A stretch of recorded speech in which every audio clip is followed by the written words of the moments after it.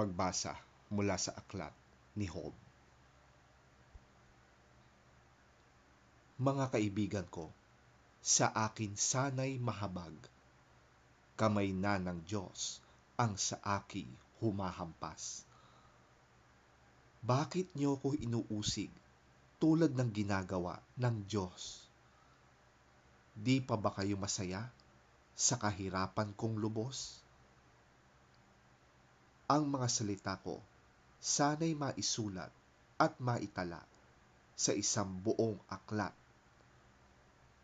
at maiukit sa bato itong mga sinabi ko upang habang panahoy mabasa ng mga tao. Ngunit alam kong di natutulog ang aking tagapagligtas na magtatanggol sa akin pagdating ng wakas. Pagkatapos na maubos itong aking buong balat, makikita ko ang Diyos kahit laman ay maagnas.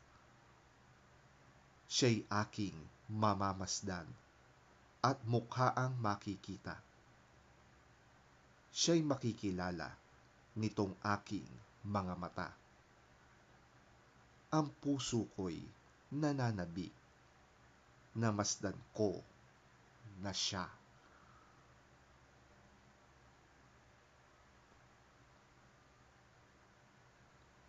Ang salita ng Diyos. Salamat sa Diyos.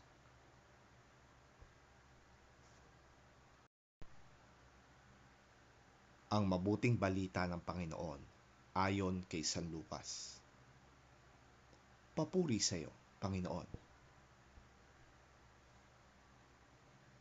Pagkatapos nito, pumili ang Panginoon ng 72.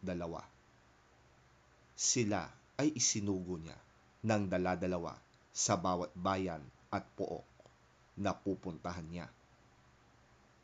Sinabi niya sa kanila, napakarami ng aanihin, ngunit kakaunti ang mga mag-aani.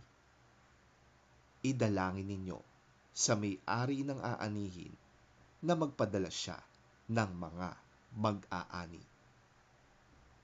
Sige, pumunta na kayo. Isinusugo ko kayong parang mga tupa sa gitna ng mababangis na asong gubat. Huwag kayong magdala ng lalagyan ng pera, bag o sandalyas.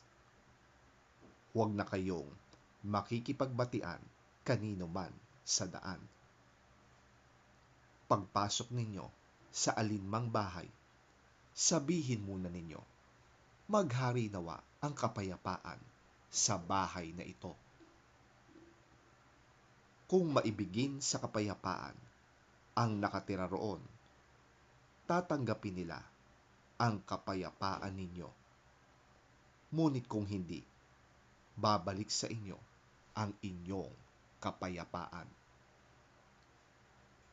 Makituloy kayo sa bahay na yan at huwag kayong magpapalipat-lipat ng tinutuluyan. Kainin ninyo at inumin ang anumang ihain sa inyo, sapagkat ang manggagawa ay may karapatang tumanggap ng sweldo.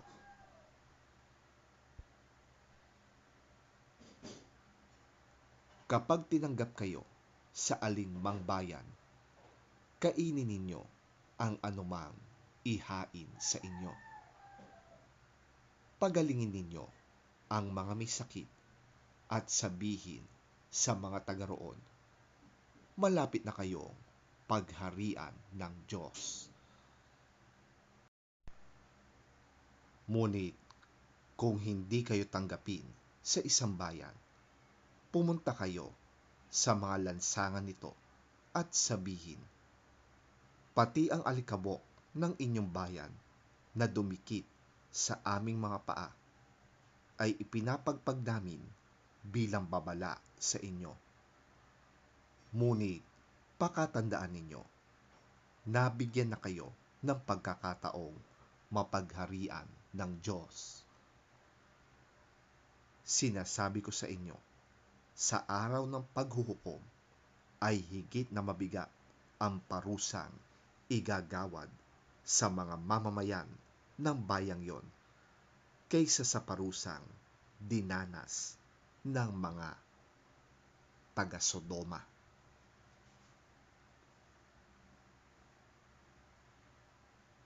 Ang mabuting balita ng ating Panginoon.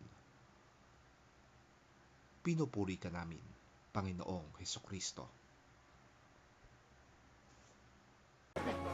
After this, the Lord appointed 72 others and sent them 2 by 2 ahead of him to every town and place where he was about to go. He told them, "The harvest is plentiful, but the workers are few. Ask the Lord of the harvest, therefore, to send out workers into his harvest field. Go, I am sending you out like lambs among wolves. Do not take a purse or bag or sandals, and do not greet anyone on the road. When you enter a house, first say, 'Peace' to this house. If someone who promotes peace is there, your peace will rest on them. If not, it will return to you. Stay there, eating and drinking whatever they give you, for the worker deserves his wages. Do not move around from house to house. When you enter a town and are welcomed, eat what is offered to you.